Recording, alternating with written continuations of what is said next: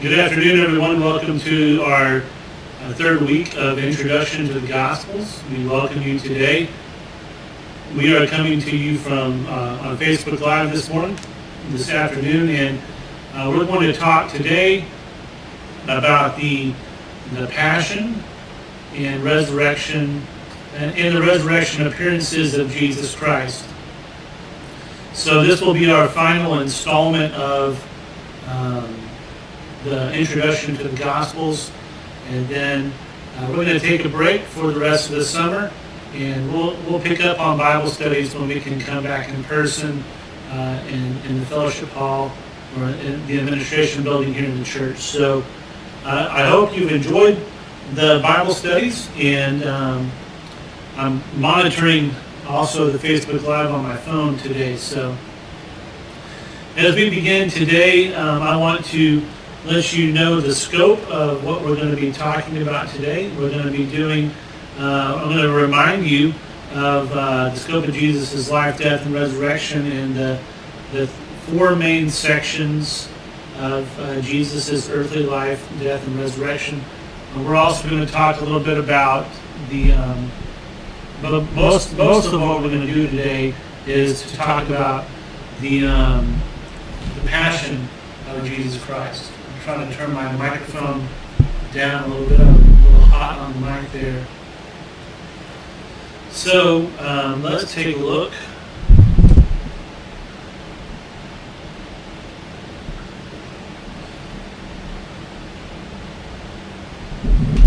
Let's take a look then.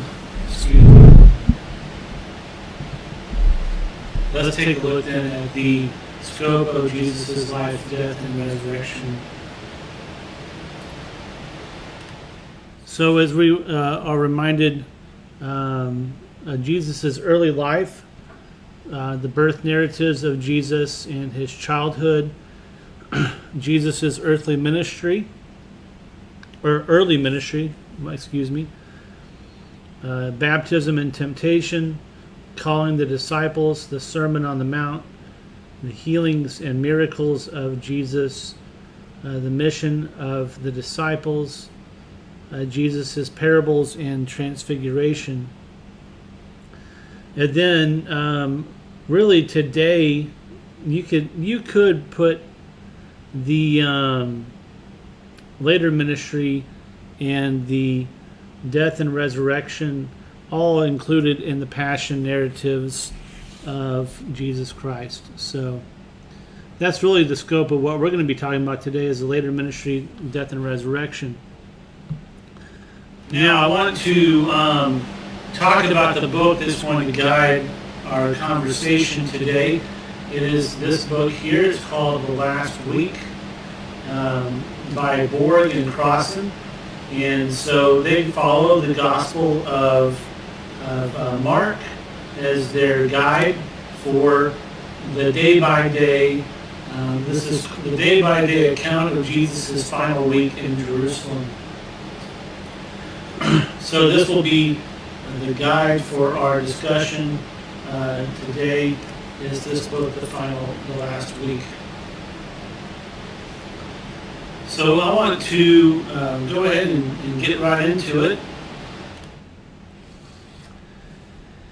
If we're following the Gospel of Mark for our guide, and Mark chapter 11 is essentially where Sunday, Monday, and Tuesday of Jesus' final week will happen there in Mark chapter 11.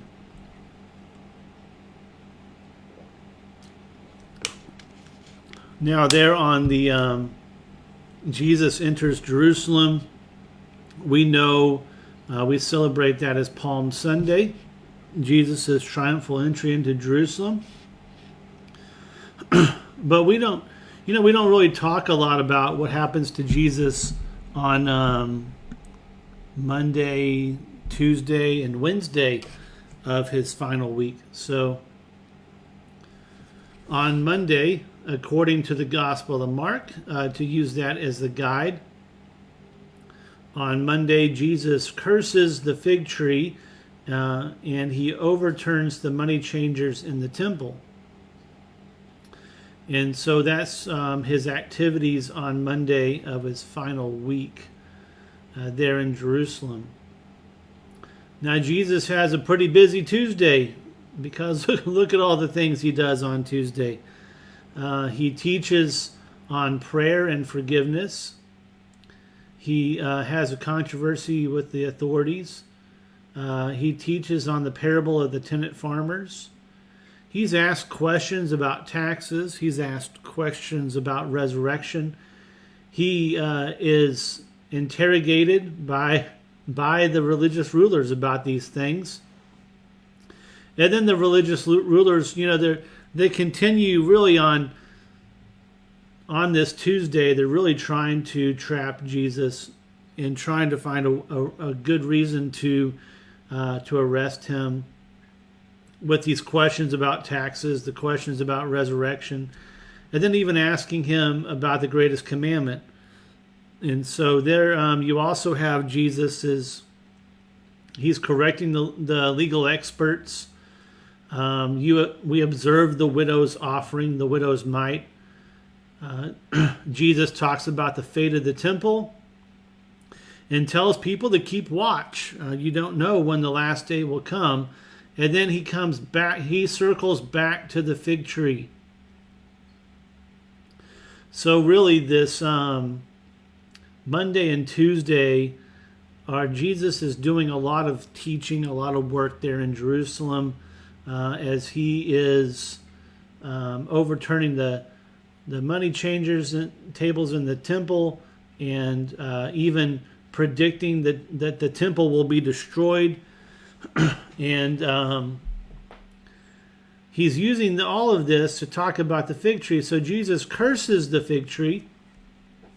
So let's talk about why did Jesus curse the fig tree?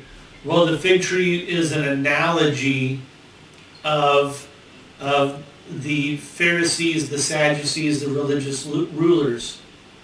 The fig tree was supposed to produce fruit, and that fruit was not being produced on that tree.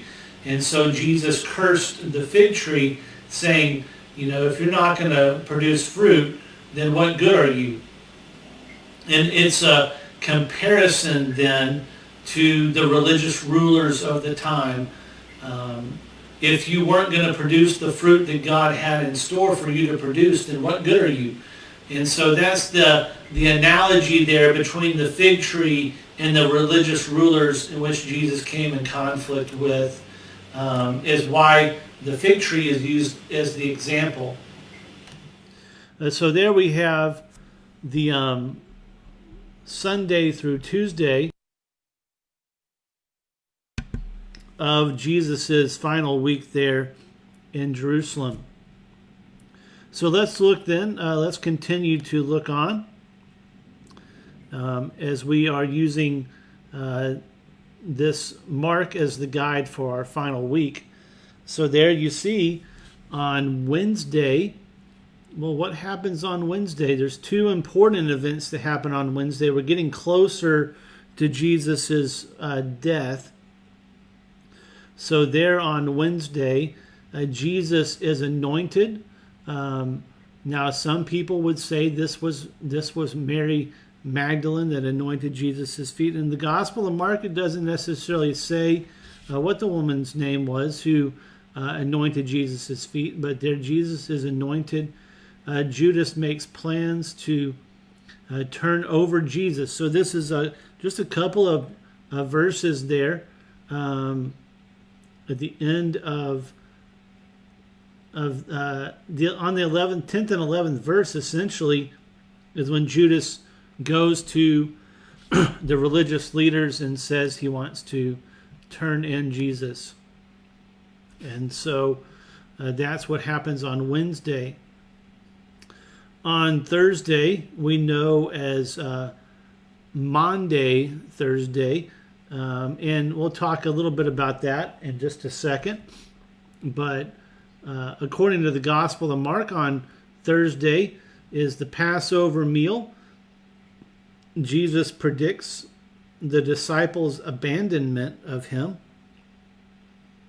Jesus prays in the garden. Jesus is arrested there in the garden. And Jesus is put on trial before the Sanhedrin. And Peter denies knowing Jesus. And we remember the rooster crowed 3 times. Peter denied Jesus before the rooster crowed 3 times. He denied him 3 times before the rooster crowed. I would say that the rooster crowed 3 times. No, the rooster just crowed. Peter denied knowing Jesus 3 times. There you go. So, why is it that the Gospel of Mark doesn't include the foot washing? Well, that was important to John, but it wasn't something that Mark wrote about. And so we don't have the foot washing story in the Gospel of Mark. And actually the foot washing story only appears in the Gospel of John, which is the last Gospel to be penned, to be written. If we remember back a couple of weeks ago, we talked about when the Gospels were written, in which order they were written. Mark was the first Gospel written, and then Matthew, and then Luke, and then John. And so John observes, Matthew, Mark, and Luke writing their Gospels, and they have not included the foot washing. And so John is, of course John's going to include that if that's important to him. Did not appear in the other Gospels. So we get the word Monday. The Latin word Monday comes from the word mandate. Jesus gave them the mandate as he washed their feet, that just as Jesus did for them, they were to do for others. And so that's why we call that Thursday of Holy Week, we call it Maundy Thursday, because of the mandate that Jesus gave on that Thursday, after the foot washing, to do unto others as he had done to them. And so that is the mandate, is to wash other people's feet. And so there you have the Thursday of Jesus's final week.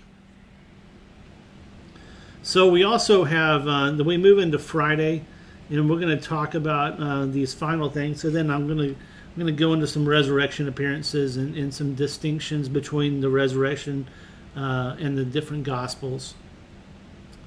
So, and why we have the 4 Gospels. So on Friday, we know as, we call it Good Friday. Why do we call it Good Friday? It's the day Jesus laid down his life for us.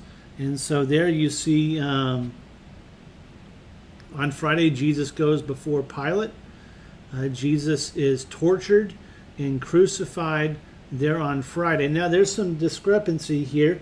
If you want to say that Jesus was buried on Friday, or if Jesus was buried on Saturday. Now, to me, it doesn't really matter what day Jesus was buried on. We do know that on the 3rd day, he rose from the dead, which is the Sunday,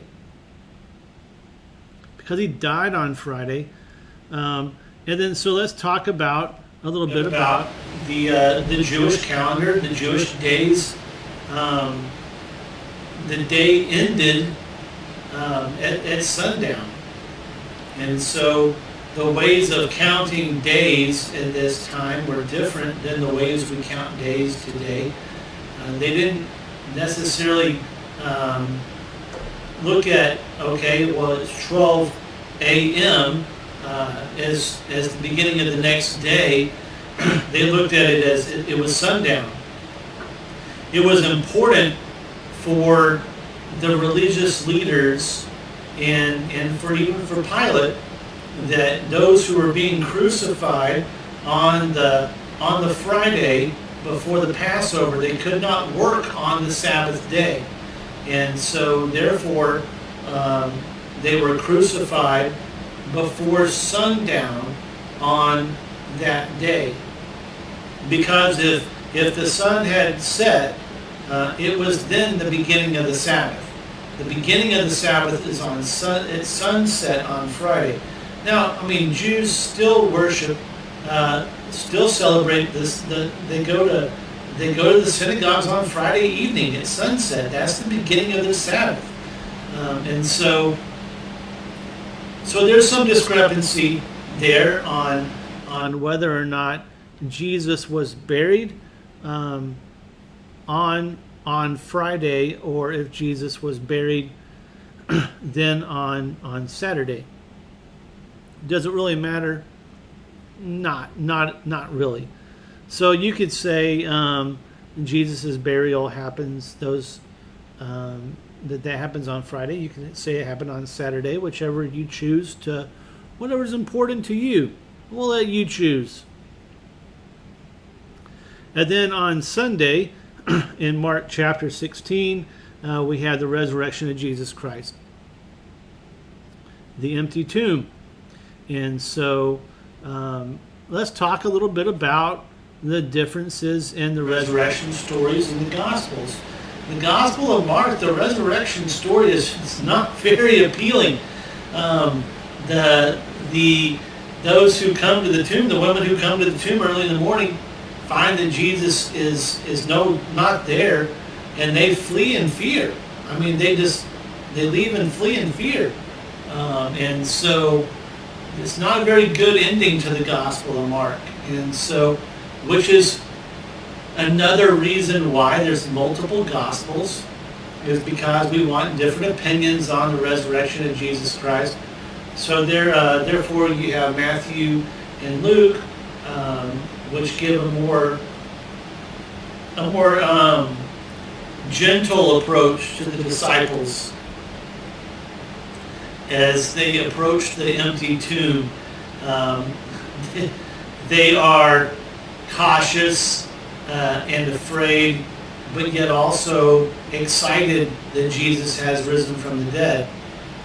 And then in the Gospel of John, I always love this story because the disciple John, he really has to make himself just as important, if not more, than the disciple Peter. And they have this foot race as they're running to the tomb. And the disciple John makes it a point in his gospel to say, "Hey, I was here before Peter, but Peter was the one who went into the tomb first." And so, for whatever reason, that's important to the gospel writer, that he was there before Peter. It doesn't really matter. I think it's just kind of funny. And so, therefore, you have those resurrection appearances. Now, one thing I want to lift up about the resurrection appearances in all four Gospels, the first people to witness the resurrection of Jesus Christ are the women. The women are the very first people to witness the resurrection of Jesus Christ. Now, there are reasons for in the epistles of Peter, of Paul, in particular.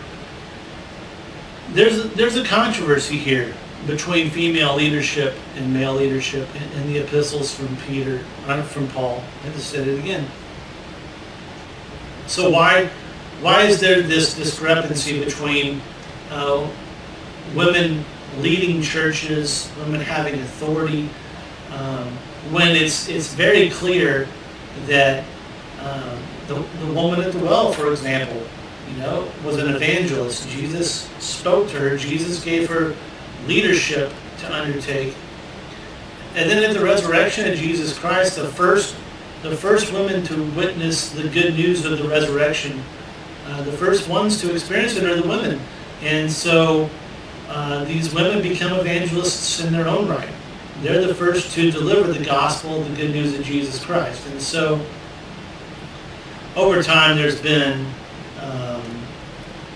has been the church silencing women throughout the 2,000 years of history of the church, saying that women should not have leadership roles in the congregation, saying that women, the Catholic Church even today, women are not allowed to read the gospel in Mass, which is completely silly to me. But there's a lot of Protestant churches that do not allow female pastors. There's a lot of Protestant churches that that limit female leadership. And here in the Gospels of Jesus Christ, it is the women who Jesus appears to first at the tomb. And so I just want to express my opinion on this, that I believe that since the beginning of the good news of Jesus Christ, women have been used in as leaders. And even you look at Lydia, and you look at her leadership there in Philippi. Lydia started the church in Philippi, and several of the followers of Jesus Christ were women. So there's my 2 cents on that. Now let's talk about resurrection appearances, and let's look at where they come in the Gospels. Now, as I mentioned earlier, the Gospel of Matthew ends with the disciples fleeing in fear. There is no further resurrection appearances in the Gospel of Mark. In the Gospel of Matthew, after the resurrection, Jesus appears to the disciples and offers the Great Commission. Go therefore into Jerusalem, Judea, Galilee, Samaria, to the ends of the earth. And so Jesus gives the Great Commission there in the Gospel of Matthew. The Gospel of Luke has a little bit more resurrection appearances. In the Gospel of Luke, you have the story of the road to Emmaus, in which the disciples are walking on the road to Emmaus, and Jesus joins them in their journey, and they don't know who he is. They don't recognize that it's Jesus, and they're walking to Emmaus, the town of Emmaus, and they get there, and they break bread with Jesus, and then all of a sudden they realize who he is. And then Jesus vanishes there in their sight. Jesus then appears to the disciples in the room in chapter 24 there, and he allows the disciples to touch his side and to touch his hands and to see that he was crucified. And then at the end of Luke, we have the ascension of Jesus Christ. After, there's also a commissioning there with the ascension. Now, in the Gospel of John, you have the same story essentially as you do in the Gospel of Luke in chapter 24, Jesus appearing to the disciples, allowing them to touch his fingers in his side, or his hand in his side. And Jesus also then, because Thomas was not there, you had the story of doubting Thomas, and then Jesus appears to Thomas following his appearance to the disciples, so that Thomas's doubt is now cleared. And then in chapter 21 of the Gospel of John, you have the story of the great catch of fish, and you have Jesus telling Peter, or commissioning Peter, and Jesus commissioning John as well. And so those are the resurrection appearances of Jesus Christ within the Gospels. Now, I do want to take a moment to talk about the Gospel of Luke, and the following the Gospel of Luke is the Acts of the Apostles. Luke wrote both the Gospel of Luke, and Luke also wrote the Acts of the Apostles. Now, when you look at what is considered history in the New Testament, you would have the Gospels, Matthew, Mark, Luke, and John, and you would also have Acts of the Apostles as a book of history within the New Testament. So you essentially would have 5 books of history. You would have the 4 Gospels, and then Acts of the Apostles. And the Acts of the Apostles is about the outpouring of the Holy Spirit, the birth of the church, and then the disciples living into that Great Commission to share the good news of Jesus Christ with the world.